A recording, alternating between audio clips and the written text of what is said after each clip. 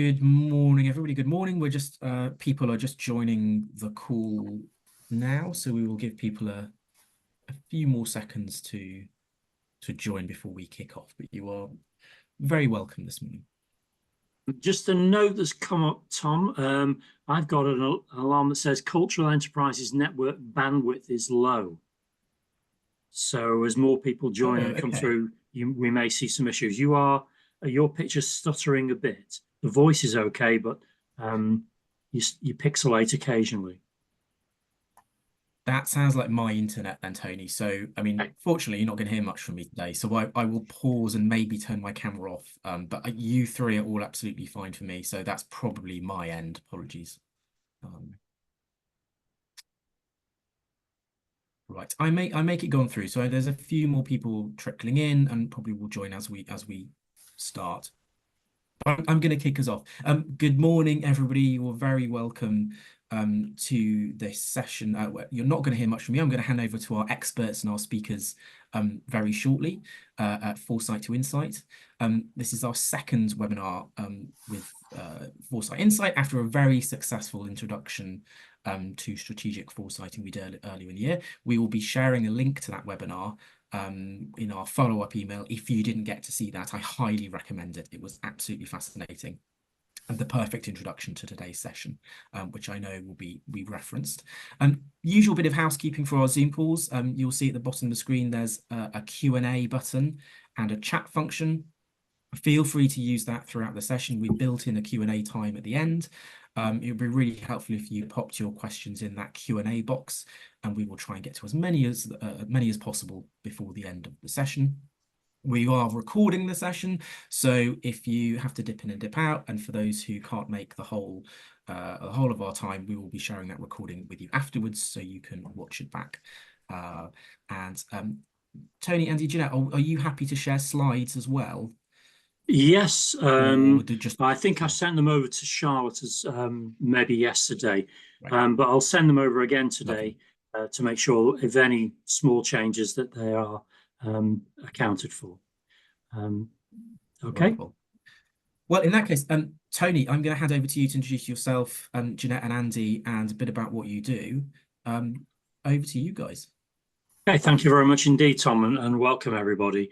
As you can see, my name's Tony Gradwell, and my two other colleagues here, Jeanette Anderson and Andy Smith, will be three-handing the presentation, which I'm just about to load up.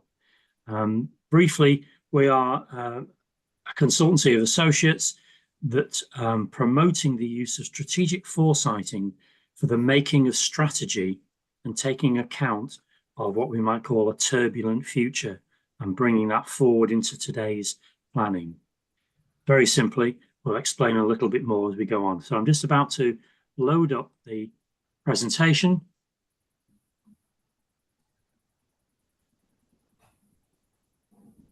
I'm presuming that's now shared so everyone can see.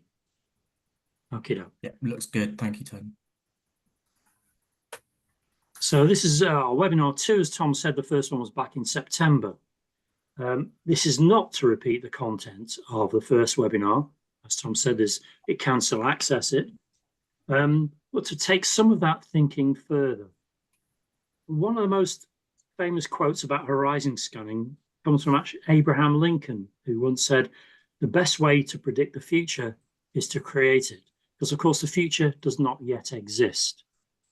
This quote encapsulates the idea that our actions today can shape the outcomes of tomorrow, and emphasizes the importance of proactively taking charge of our destinies and to try and be the architects of our own future, taking control, in other words.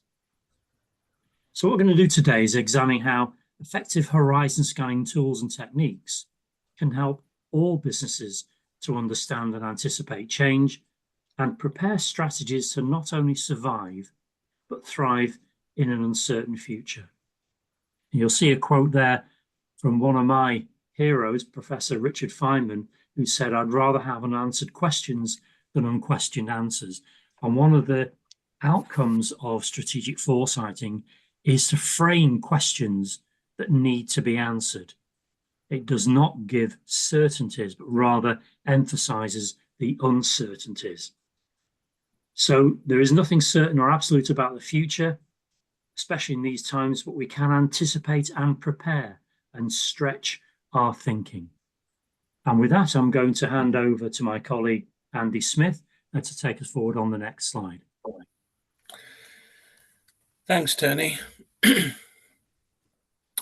This slide really summarises the points that we raised in webinar 1, and as Tony said, we're not going to go through that today. We're going to sort of look to build on what we've got. But anyone who hasn't seen our first webinar, if you can follow the ACE link to look through it at your leisure. We like an acronym, and we've got 2 acronyms on here that we just need to unpack a little bit. The world we live in can be described as a world of VUCA. It is volatile, it's uncertain, it's complex, and it's ambiguous. And these are the factors that are swirling around the industry in which everyone works, and it actually underpins everything that we try to do in setting up a horizon scanning structure to move on to strategic foresighting more effectively to anticipate the future and create strategies to deal with that. The other acronym, and we go into far greater detail on this on the first webinar, is PEGSTIL. And PEGSTIL is the acronym that stands for all of the factors that can give you a feel for both the current and potential future implications of the industry. PEGSTIL stands for political, economic, global, social, technological, environmental, and legal. And that is a starting point, and it will give a list of activities, it will give a list of change orientations that we can use to move forward. But it is limited, and as we say there, it doesn't identify the very complex interactions between all of the definitions that we've talked on in PEGSTIL. So the political world, the economic world, social and technological world always combine and interact to create new opportunities, new challenges, new changes, and we'll see those in a while. But of course, the world isn't linear; it's complex. Everything is evolving, everything is changing. Emerging risks, emerging challenges will occur at any particular moment in time. And the one thing that we wanted to stress today that'll run throughout this is this presentation is really the fact that this is not a once and done proposition. The only way in which we can effectively understand the future and make allowances and create strategies to cope with that is by continually revisiting the well to see what has changed. We're going to talk about an example of this, the smartphone, a key example of a disruptive event. It changed whole economies. It changed the way we revolutionized where we lived, we worked, we shopped, we connected with the world. And in webinar 1, we also tried to say that it's possible to map out the nature of the forces in play to better understand the world we've got to work in and to better connect with our customers and our members. And we also look to show how that horizon scanning can fit into your strategy making process. It's an important start point in effectively understanding the future and how to create strategies that will strengthen your ability to move forward. So today, that was yesterday, today we're going to take these concepts further, and we want to show you how you can apply it to whatever operation you work in, whatever sector of the cultural industry you work within. We want to whet your appetite to it, build your confidence, and basically give it a go. And we're here to help you and to work with you to help develop that. So moving from the past, from me to the future, Jeanette. Sorry, back to Tony's in the future. So back to you for the next slide, Tony. Here's Andy. So how do we see what isn't there yet? Somewhat enigmatic. What we're going to show you here, I'm trying to do in one slide, what we do, why we do it, and how we do it. And this applies not just to organizational strategies, but can also apply to product development strategies as well. It's a pretty general tool. So we're going to start off with the strategy space. And you can see there, it's unbounded, deliberately left it so, because where do you start? Where do you anchor it? Where are the boundaries? And so on. So that's the real difficult one, is what is the problem we're trying to solve? And there are many ways of doing this. We're not setting out to show how to make strategy, but how to use foresighting, that concept. So we're going to start off with this. This is an optical illusion called a Knitzer triangle. Once you've seen these as Pac-Men, you won't unsee it, believe me. But the idea is that there's this imaginary triangle now appears that we can call the strategy space. It's still unbounded. The lines are purely imaginary, but anchored in 3 separate points. Now, these points are part of the futures triangle developed by Sohail Inayatullah, who's professor of foresighting at UNESCO. And it's a really useful model because what he says is, you imagine strategy is anchored in 3 points: the push of the present, the pull of the future, and the weight of the past. Now, we're going to, in the next slide, so Jeanette will explain some more about this in the context of your organizations, but just let me briefly explain what all this means. So we've got the push of the present. Imagine what's happening at the moment. These are the drivers in play, the trends in play. You will know them, you will see them every day. And maybe a little bit into the future, we might anticipate the line of development, whether it's quantum computing or improved social media or whatever it happens to be, or artificial intelligence as the flavor of the day. The pull of the future is what might be the sort of things that help those who are doing the pushing drive forward, not necessarily in our control. Silicon Valley people, for example, having ideas. We go back to Steve Jobs, and Andy mentioned the iPhone. Steve Jobs had a great idea of the future. Not many of us knew about it, but he had a vision. He could see what that pull would be. And didn't he do well at marketing it? The weight of the past we might class as the barriers to taking things forward, and we'll come across that soon, but any strategy has to take that into account. And we can see they are linked. The push of the present often determines what the future may be, but the weight of the past can hold that back because people may not be ready. The world may not be ready. We're still anchored in what we think is right or what we're comfortable with, and we'll come to that as well.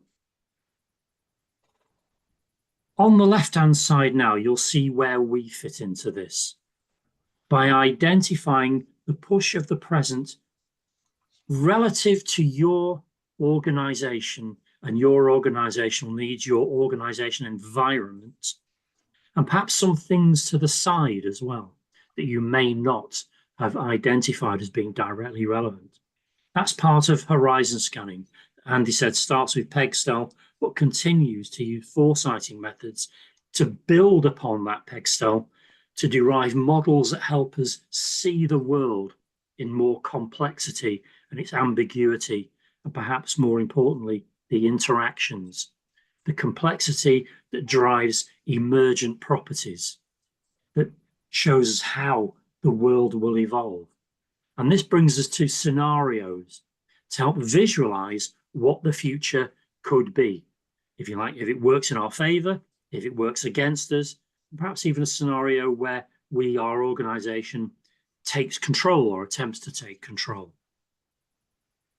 And by doing that, by standing in the future or many futures, we can look back at our own assumptions, our own weight of the past, to see what might have to change if that scenario comes to fruition. How will our assumptions, our conventional wisdom, stand up to that challenge? And if you say, actually, we've accounted for that, well and good. But if you haven't, then you need to know what to do. So this is about anticipating and preparing.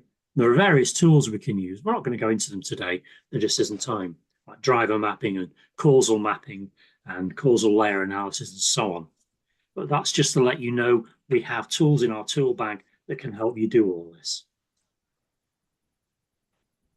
I'm not going to go on much further than this because I'm going to hand over to my colleague Jeanette to take this further into the context of your type of organisation. But the emphasis today will be within this green envelope. That's what we do, and that's our emphasis today, relevant, hopefully, to what you do. And over to you, Jeanette. Thanks, Tony. So just to recap and build on what Tony's been talking about, we've got the push of the present. So these are the outputs that you might have from some horizon scanning activity, looking at the landscape around you. We sometimes joke, we sit and look out of the window, and to a certain extent, that's what we're doing. We're thinking about what's going on in the world around us and trying to make sense out of it, and identifying what we would refer to as the drivers and the mega trends, the things which are causing that environment and our landscape to evolve around us. Now, some examples are given here. We've got demographic change. So in the UK, we have an ageing population. There are more deaths than there are babies being born.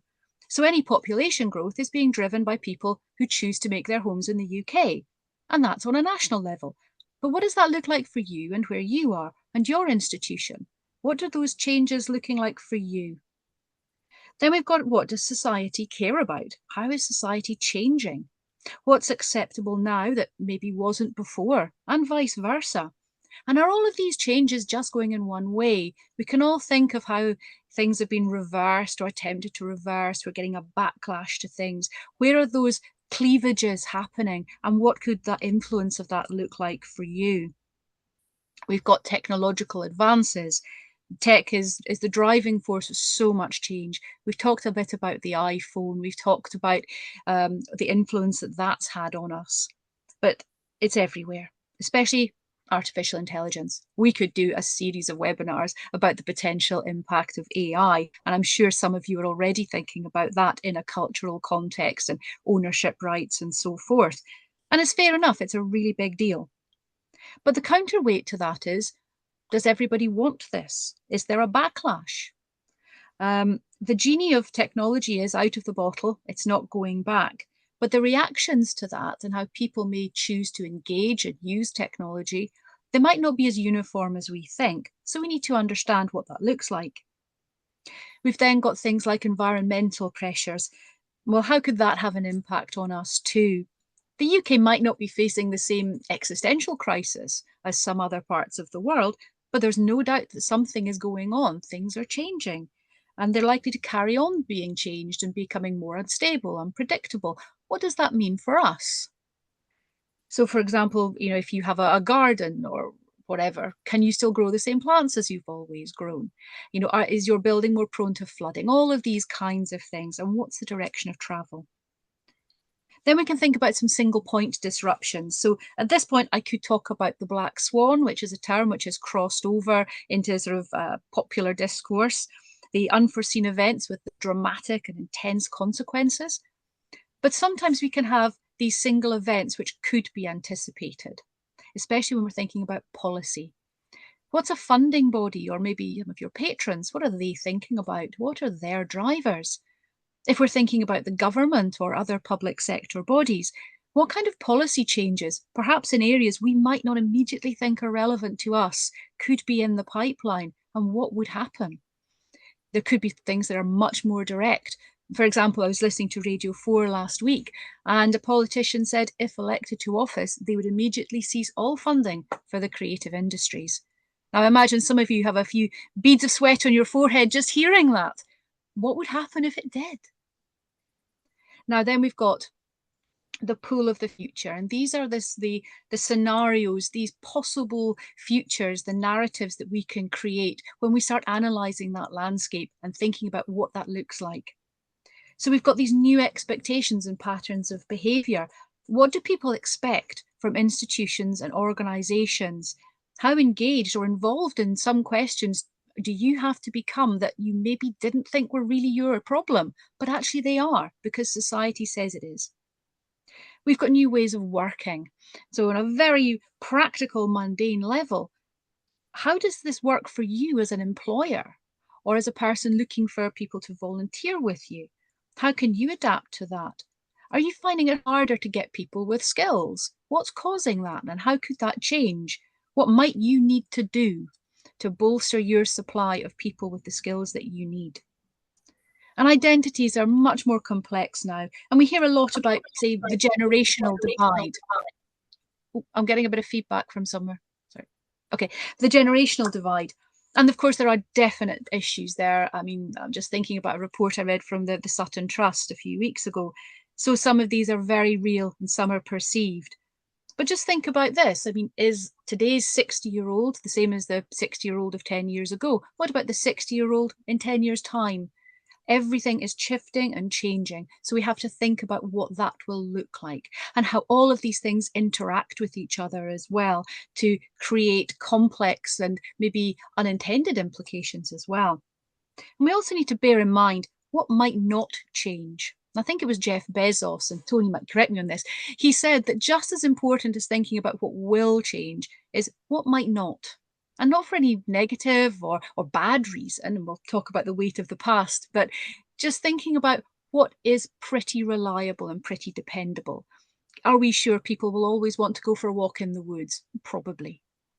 But we might not, but identifying what those continuous threads are like could be just as important in developing your strategy based on foresight.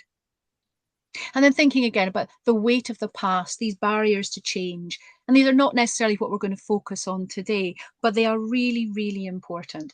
And in any organisation, there are going to be people who simply do not want to change things or see the need for it, frankly. Some of this is fear of the unknown and the belief that what was good enough before is good enough for the future. And in this really quite uncertain and slightly scary world, it's really tempting to cling to something which is familiar, even if it's not right, and it could hold you back. But sometimes for things to stay the same, you might have to change an awful lot behind the scenes. And so you can have a lot of challenges to overcome just to keep going as well. So we were thinking a little bit here about what might a scenario look like in a cultural context. So I think that's on the next slide. Yeah, so this is a very, very simplified one, and we haven't taken into account all the potential variables, but we've just made a bit of a start. So let's think about some things that are going on in our environment at the moment and our direction of travel. So you're going to recognise a lot of this right now. Discretionary spend is under huge pressure. We all know that, from the cost of living crisis, the demands of different things you need to spend money on these days. And people are also often quite time poor.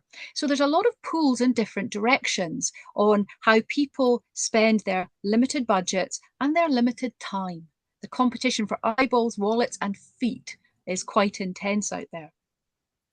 And we think as well about all that myriad of options for where we get our entertainment from. I mean, just think of all those platforms that we pay for every month to push content towards us. And then we've got the free sources of entertainment as well, which are seemingly endless. And we have media and news information, which may not always be reliable, but again, it's increasingly diverse and it's not always as well curated as it could be, but it's competition, feeding new ideas into the mix. We're also finding that owning your own car is expensive, but using public transport might not always be a viable option depending on where you live. How does this change what we do? I mean, I'm sure many of you are familiar with the scenario of people leaving the play or the concert 10 minutes before the end to make that last train or so forth. This is not new, but there is now increasing pressure on people to think, actually, do you know what? I might just go home and watch something on TV. You know, I've got this great platform. I don't need to go out anymore. So these are some push factors that we can see happening. And then we've got the pull factors. So we're thinking here about what could we extrapolate from this environment that we can observe into some planned future scenarios. So already we've got these mass events, so sport, music, etc., that people can consume at home on relatively low cost, very high spec televisions and other devices, of course. We've got increasingly specialized streaming services, so you can really hone the content that you want to see. There's increasingly great access to super fast broadband, even in the country where I live. I have fibre to the home now. And we've also got fragmented viewing, fragmented consumption patterns. I'm sure many of you will recognize the scenario where you've got 4 people in a room watching 4 different things on 4 different devices, probably with a 5th one playing in the background that nobody's really paying any attention to. Now, we do have digitally excluded people and we have not spots, but just for the purposes of this example, we're going to assume that people have this kind of access, and where people really have a choice about what they're going to do. You know, unless you really want the atmosphere of live sport, or you really want to go and have that experience in a theatre or a gallery, actually staying at home, it's cheaper. You might get a better view, great commentary, food will probably be cheaper, added features, you know, what's not to like? So in this scenario, we were thinking that the time, both and the cost of physically going to events largely gets replaced by that in-home consumption, using all these different devices at the time of choosing as well. Subscription services can provide anything and everything at a time that you want and in a way that you want, and is very fragmented and very targeted. Therefore, footfall to physical locations to consume cultural events starts to fall, as audiences find that actually they can get something which is good enough or meets their needs in a different way. So in a scenario like this, what kind of strategic options might you have as a response to that? What would your organisation do in this scenario? At this point, I think I'm going to hand over to Andy. Actually, it's to me, Jeanette, but I'm sorry. don't worry about it. Thanks very much, Jeanette. We're thinking here about strategic options and barriers and what a strategic response might look like. And this is purely speculation on our part. We're not trying to be experts in your field, but just thinking ourselves what might happen. And I think 1 or 2 of your organisation, maybe here today, may have done something like this. But about digitizing the collection, expanding the production values, maybe with voiceovers and CGI and visualization. We've just seen Walking with Dinosaurs come to the fore, I think only last weekend, as an example of rather than going and seeing a pile of bones, we're now seeing a pile of bones with skin on, moving around and making a racket. So isn't that interesting, the way it brings it alive? And gives us an option for streaming services. And we can imagine a variable pricing structure, maybe to a global audience at the general level, or an academic institution. For a higher level, smaller audience, again, fragmented, maybe a different type of product. So one of my favorite radio programs was The History of the World in 100 Objects. Imagine this on television. And imagine those details where you can use sophisticated camera techniques to look at the Neolithic jade axe or the Sutton Hoo jewelry, something like that, and also add more to it than you could in just a static display in the British Museum. And you can imagine putting this on BBC, and then you get some more income streams from National Geographic, or other channels are available, and you can do it in different languages. And suddenly you've changed from becoming a location that people will go to, perhaps from around the world, if they can afford it in these troubled times, to having a different product you can beam into anyone's home, anywhere on the planet. But such a strategy needs to account for the challenge to our conventional business models. I think I'm right thinking it's maybe the Tank Museum has already done some of this already. And I'm not going to say it's easy, I'm not going to say it's cheap, but putting it up there as a potential response to be evaluated.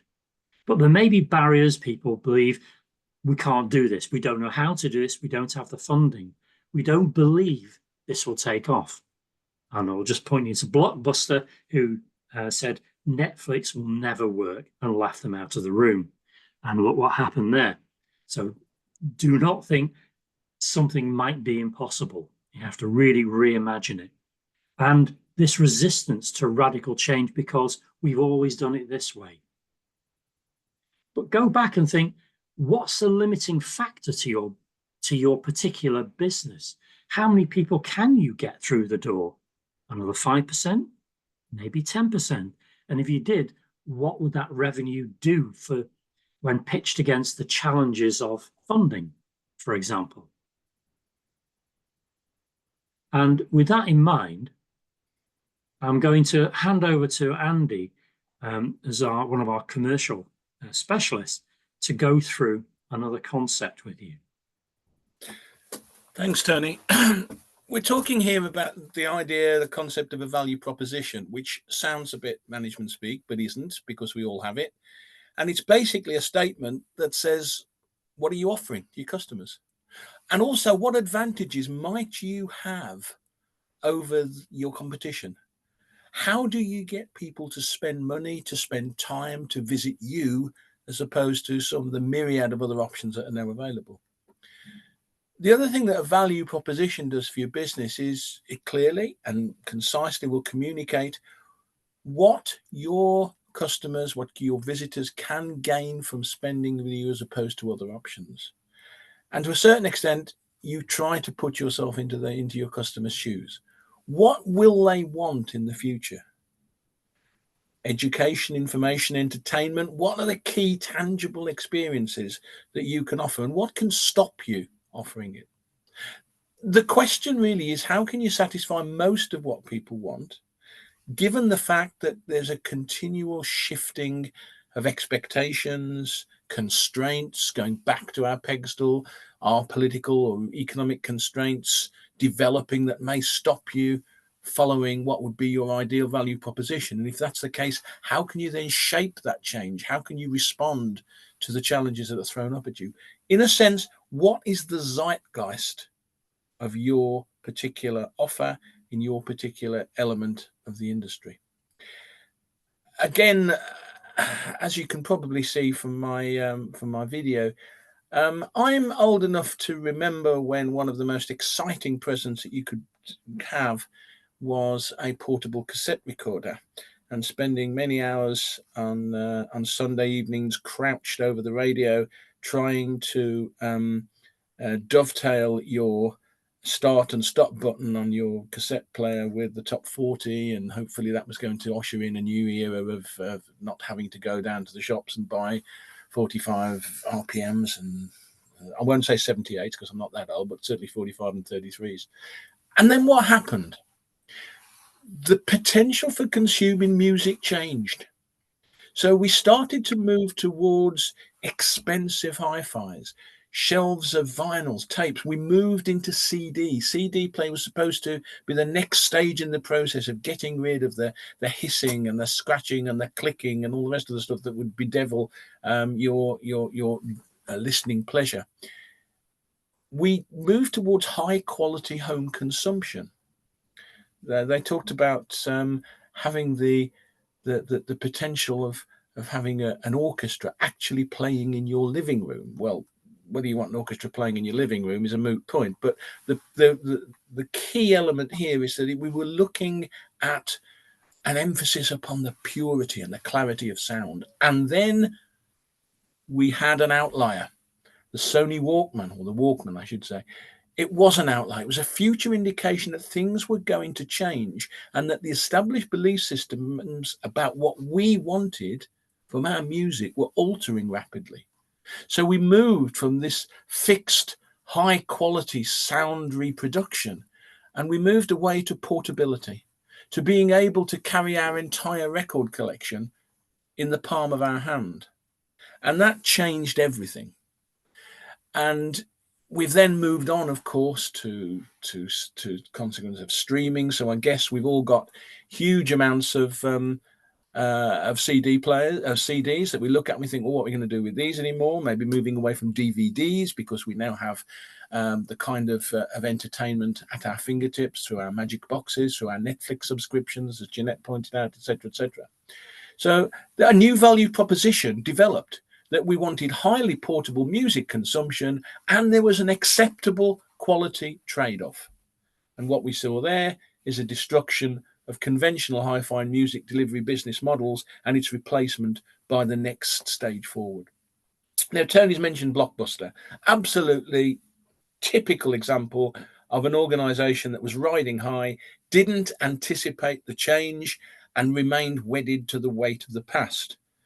Now, my two colleagues will roll their eyes here when I just share with you. I spent over 20 years as a retail buyer for some of the biggest high street names before I got involved in horizon scanning and foresighting. Now, some of those biggest names just aren't there anymore because they failed to anticipate fundamental change and prepared for it. When I began my retail career, Woolworths were the biggest retailer on the high street in the UK. We've also seen the demise of the department store concept. Technology is done for it. And there are examples like Blockbuster of organizations that failed to recognize the way in which change was going to affect their particular market. Many more examples can be used. I'm sure you can think of many of them. But the main fact here is the value proposition needs to be flexible. Your concept of what you need to do has to be flexible and has to change with the changes and the challenges and the alterations of the zeitgeist within which you operate. Back to Tony. Thank you very much, Andy. And that's a really interesting point you made there, Andy, about it's called in the trade the creative destruction. In other words, an organization says, I know we're doing really well at the moment, but it's not going to continue, and actively destroy their business model into something else rather than let somebody else do it for them. That's going to take us back to this model we started with. And hopefully, this now makes a little bit more sense when we look at it's fairly simplistic representation, but that was the idea. We wanted to encapsulate how we think and what we do into something people can see at a glance rather than give you a monster slide pack. And this is where structured thinking about the factors driving your own organization, understanding the direction and speed of travel of trends so we can reasonably anticipate what's going to happen and try and take control by building our findings into our strategies. And with that, we're going to go into a summary, and Jeanette will take you through this.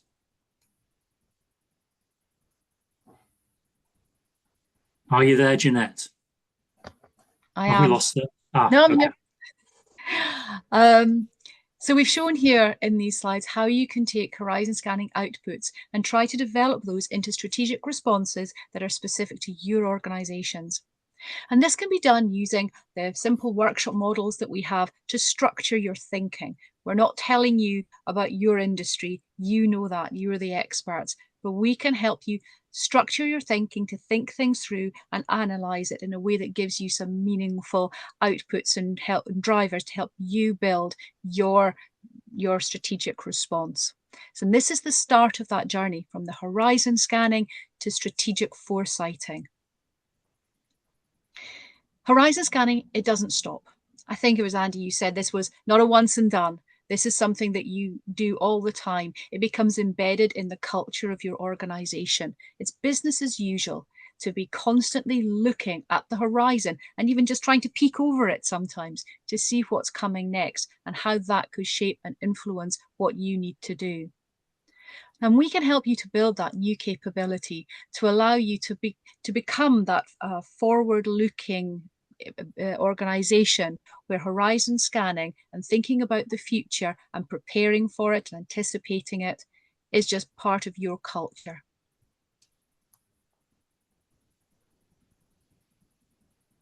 Okay. Okay.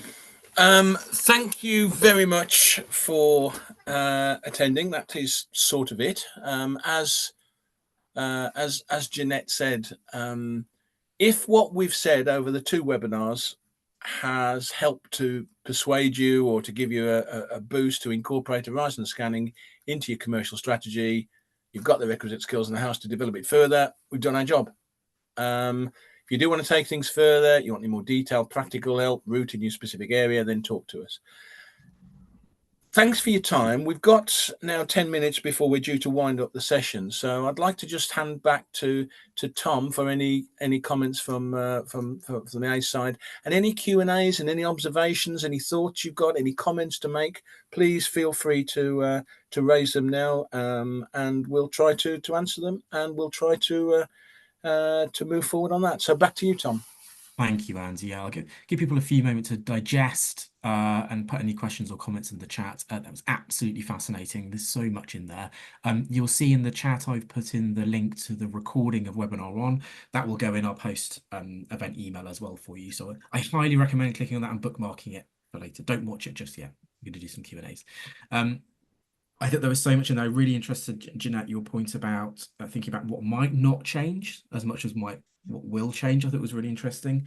I wonder if an example, and you'll be able to correct me if I'm wrong about this, an example of creative destruction I saw the other day, my understanding is that Google, there's one of the most impactful organizations in the world are looking at releasing a new AI chat function to replace their search function.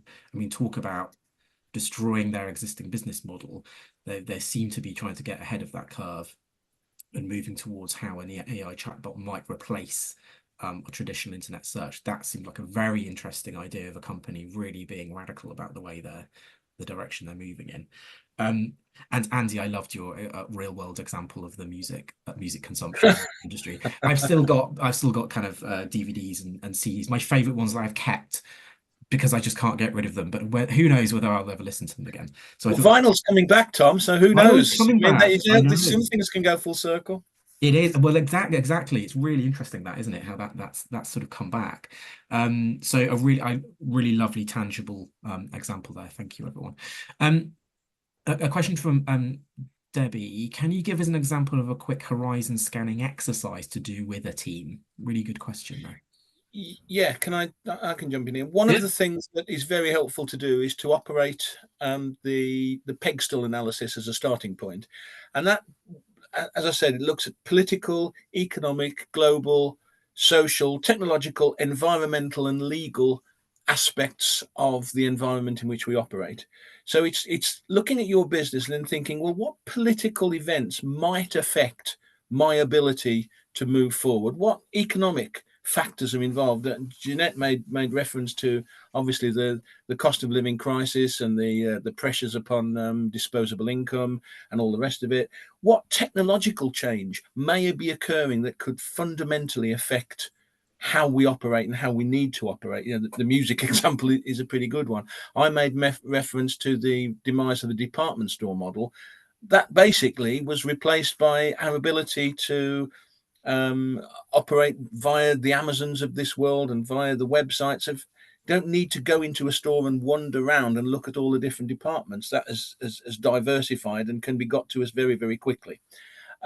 So once you have these factors set up and to work through and to talk through it and to apply the acronym to your particular business, that will throw up a lot of questions and a lot of challenges, and it will identify factors that you may need to think about mitigating. And that's the first stage. It is a first stage, as Tony said, but it is a starting point. It's a really good structure on which you can then move forward. Tony, Jeanette, I don't know whether there's anything you'd add. Yeah, and once you've got that on a say a whiteboard, I mean, it's very important that you assemble a team of the awkward squad. In other words, people with lots of different perspectives of the world to chuck in, and then look to see what will enable change. And technology is the great enabler of change. It's not the only one, but technology can enable this. And the question is, if this happened, what would? So a good one would be quantum computing. Of its own, very nice, very interesting, until you say, and then when you apply it to cryptography, suddenly the financial systems of the world look very, very frightened, because it can break down encryption, or it is said to be able to break encryption very quickly. And that undercuts all the assumptions upon which our financial systems are predicated. And you start making connections. They won't be right. They're never all right. They're never all finished. The world keeps changing. And you're right, it's a good starting point, and you keep coming back. And you always have a do thing afterwards. I'll go and look at, I'll go and try some other sources. That's a really interesting point. I'll go and spend 10 minutes seeing who else is thinking about this. And you start to build up a picture, keywords, key phrases, and you start to link them together. Just go and look. It just needs curiosity about the world and time to do it in. And that's the key thing. When everyone's busy doing their day job, it can be very difficult, but it's absolutely essential. I would add into that, be creative, be imaginative. Don't fall into the trap of linear thinking about this. No idea is too left field or too crazy to be worth considering when you're doing horizon scanning activity and thinking up possible scenarios, because you just don't know. You have to think about it in that very open-minded way. So as Tony says, this is where the awkward squad are really quite helpful to have on board. The people who will just say, well, so what? What if we did this? And come up with something really, really radical. And that might just be the light bulb moment. Jeanette's point is really important. And I just take it one stage further to say there is a myth that all of this stuff's complicated. It's not. You've got all the skills. You've got the knowledge of your industry. You've got the knowledge of your particular operation. All it is just coordinating what you already have. And we talked earlier in the presentation about creating scenarios, and that's where the creativity that Jeanette's talking about comes in. Project yourself into the future and say, what happens if? What would we do? And as Jeanette said, be as creative as you like, because you will start then to tease out answers, because you will understand and you'll get a greater appreciation of what might happen, things to come. Yeah, and the great enabler is tea and biscuits as well. So once you get people doing that and you create that informal, anything will go. Sorry, but it's not difficult. You have all the skills. It's about just taking the time to coordinate and merge the thinking that's already in the operation, the organization, and just codify it and create a framework to move on. Sorry, Jeanette, you're gonna. No, the only other thing I was going to say is there's another thing called backcasting, which we do, which is, Tony said at the very start, think about the future that you want to have and you want to create. So if you can think what that would look like, and then work backwards to the present and think, what do we need to have to happen to get there? What are the factors that are going to help or hinder that? What could come and actually make that really just completely viable, very straightforward? Yes, we can do it. What might be a hurdle that you'd have to overcome? What do you have to do to prepare for the future that you want, as well as just reacting to what's going on around you and responding to it? How can you help to shape that and create that for yourself as well? Yeah, so we're going beyond damage limitation into positive control. Yeah. That was a long answer to the question, but I hope we picked up some of the points there. Is there anything else, Tom, that anyone's come up with? And I would say now that this isn't, the finish of the process. Hopefully we've said that this is an ongoing process. So any thoughts, any observations that you've got, you can coordinate that through Tom, and we'll speak to him about collecting those. We'll make sure that you get answers to any queries or observations or comments that you have. No, I think that was a really important question. So thank you for that. I mean, one from me, you touched on, you talked about the word, Tony, you used the word kind of frightening there, and you've talked about sort of AI and some quite overwhelming things, which I think people can feel. When I certainly talk to cultural organizations, there's a sense of we don't know where to start. So thinking about that, the weight of the past, and starting to have those conversations. And again, you referenced change can be difficult and people can push back against that for various reasons. How might you sort of start to have those conversations internally with people who maybe are, maybe they're a bit overwhelmed, they're overworked. These are quite scary concepts. How do you have any advice about how people might start to have those conversations with teams, to, other than bringing the tea and biscuits, which I sort of completely agree, you've got to create that atmosphere, haven't you? But any advice around that? Yeah, find examples, if not in that field, in maybe a parallel field where somebody has made a step forward. So, for example, I just threw in walking with dinosaurs as an example, obviously a very, very expensive example. but there might be others that you see, even just scanning the sky channels and saying, have you seen what's in National Geographic here or something else there? They have done this with that, and it looks really good. Now, what would we need to do to that? How, or even what is our problem? What's the biggest problem we have? Is it survival? What does that mean? Is it revenue? How might we increase our revenue if government grants fall away, or our sponsors decide they can't afford it anymore? How might we be forced to change? And then you have to just turn and face it and say, well, okay, who else has done this? And what did that look like?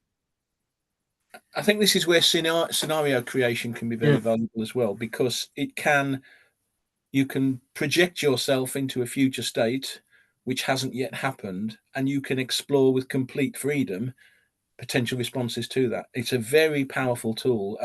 Jeanette and I worked with in previous lives with an organization that wanted to look at what the potential changes were likely to be of some really significant political and social changes, and they were a bit concerned about what this might have an effect on, because it went right to the heart of how they operated currently. But by stepping into a scenario and saying, okay, what's the worst that can happen? What's the biggest change that we anticipate taking place? And at least you're talking about the issues, and then you gain confidence from that. So it's a lot of talking and being able to sort of examine the potential consequences of change. But if you do scenario planning, you can project yourself and start to talk about things that haven't happened and build confidence in the ability to cope with the change when it occurs. It's like shaming the devil sort of principle and gaining some energy. Sorry, Jeanette.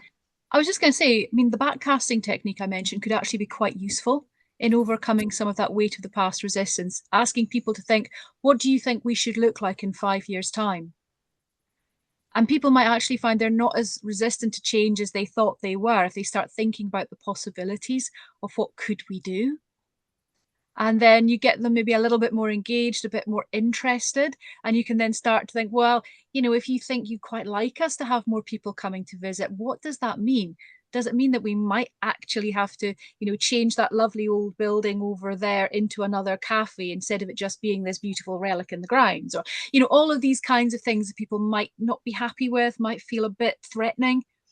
But that could be a way of introducing the concept of change, but in a positive way, rather than just, if we don't do something, we're going to hit rock bottom and it's all going to go to pot. And that makes people think, I don't want to hear about it, la, la, la, la, la. Actually try to introduce it as we can make something positive. And a lot of personal experience that I think all three of us can say here is that when you start this process, the difficulty is not about getting people to engage with what you're doing. It's about saying, okay, well, let's hold on here, because you will basically pull out a cork and you will unleash a flow of creativity and potential that probably you didn't always been there, but you've never addressed it. Just giving your colleagues freedom to think about how change could occur and how you deal with it is one of the most important steps I think you can take. And that's an important first step. I think that seems like a wonderful point to wrap up on, Andy. I think, and if anyone has any more questions they want to ask now, now is your chance. As I just wrap up, as I've said, we will share again the first webinar with you in the post-event email, as well as this one, and details on how you can contact Tony, Andy, and Jeanette. Thank you so much for your expertise. We're really privileged to have this time with you. Thank you. It's been an absolutely fascinating session. The three musketeers of horizon scanning and foresight. Very lucky to be. I feel like called a few things, but never that. I feel like Tony and Andy, you were called the Mystic Meg and by Gordon last time rather. So I was trying to sort of big you up a bit more there. So thank you very much, everyone. Been a real pleasure. Thank you for joining us today on this Thursday morning, and we will see you all very soon. Thank you. Have a Thanks very much indeed for your time. Thank you very much. Thank you. Thank you. Thanks. Bye-bye.